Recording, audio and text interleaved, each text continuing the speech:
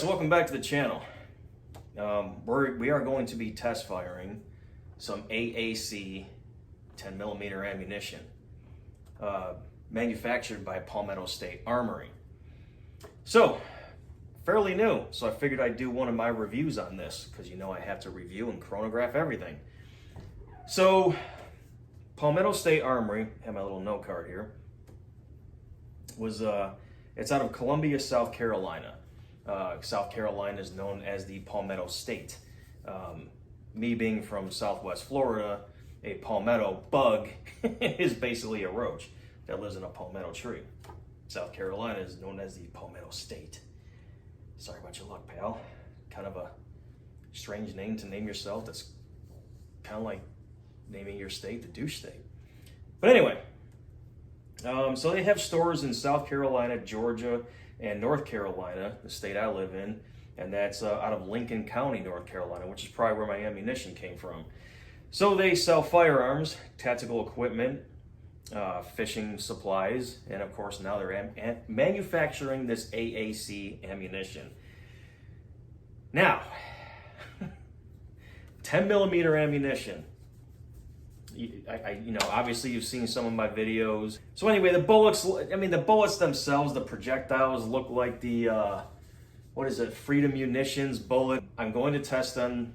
We're going to put them through the chronograph because they are claiming 1,200 feet per second out of this 180 grain full metal jacket. Now again, big thing on 40 and 10mm. Now, just watch all my other videos on 40 caliber versus 10mm. All right, can't get into all that right now.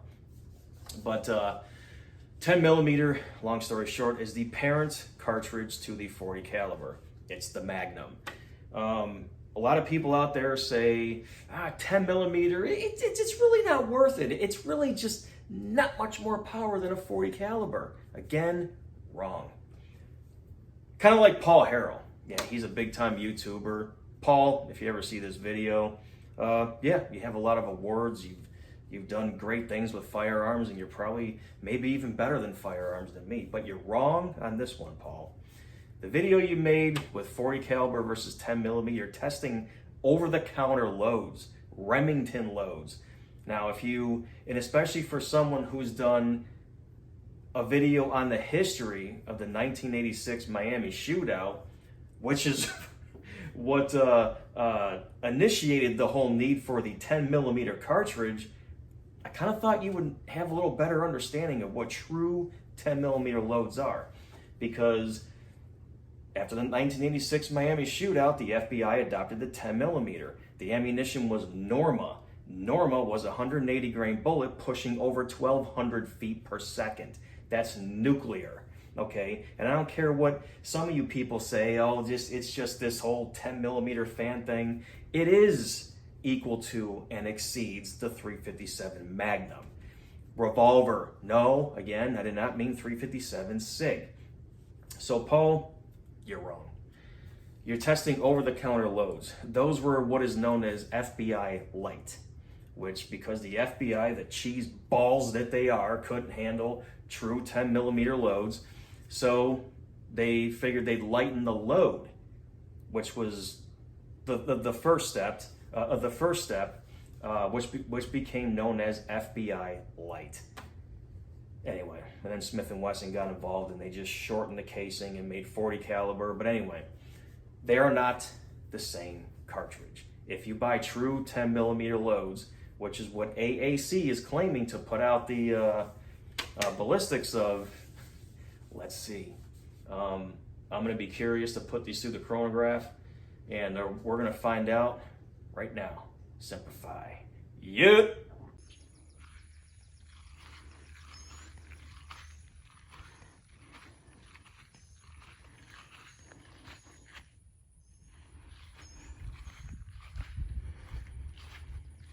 Parked on the side of the road coming in just to get my passcode into the gate. It was just cake. Actually had to use 4-wheel drive to get out. Yippee-ki-yay. All right, so if you could excuse the shirtless thing today, I'm at the range, but they're also calling for heat index of like over 110 today. I brought the AR, I brought the 12 gauge. I was gonna do some basic warrior training out here today. So I think what we're gonna do is we're gonna chronograph that AAC ammunition. We're gonna test its speed. We're gonna test its feeding reliability with some rapid fire. And then we'll test some accuracy. And then after that, I'm gonna hang out of the brass. And then we're going to inspect the brass to see how well the brass holds up. Like I said, I mean, technically this is considered factory ammunition. And you know, you keep hearing me say I don't like to reload 10 millimeter. We're gonna see how this performs today. So let's do it.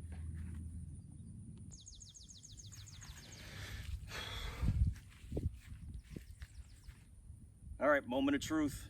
AAC 10 millimeter ammo, claiming it's a true potential load at 1,200 feet per second. My hands are so sweaty I can't even rack this thing. Hold on. All right, we got one in the pipe. I'm actually hoping this doesn't blow up. I don't know why I'm so skeptical, but I am. 1209. That's good. They already exceeded. 1155.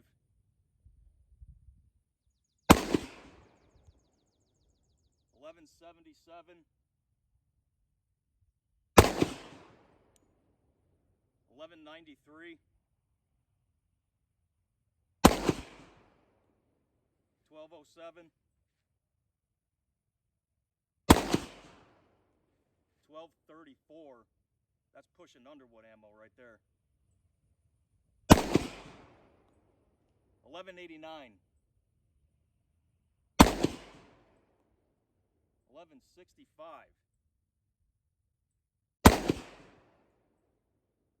1148. 1176. 1216.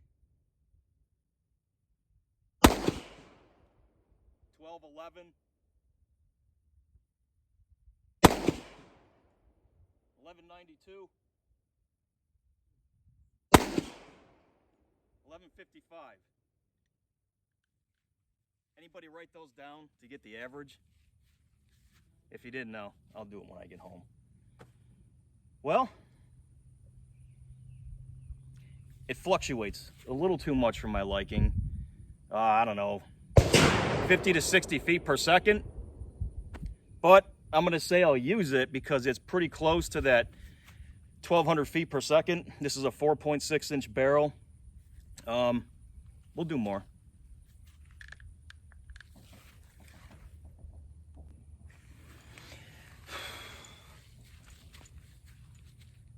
All right, rapid test.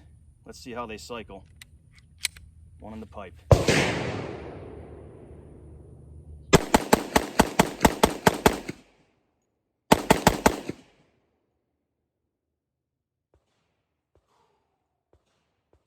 love 10 millimeter. There's your rapid. I'm satisfied. You? All right, accuracy for AAC.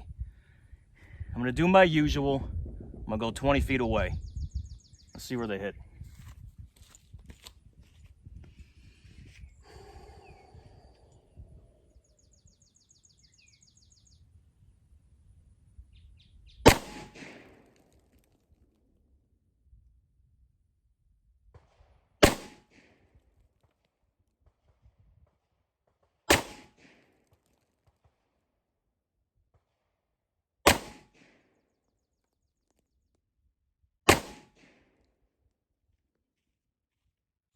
Holy shit.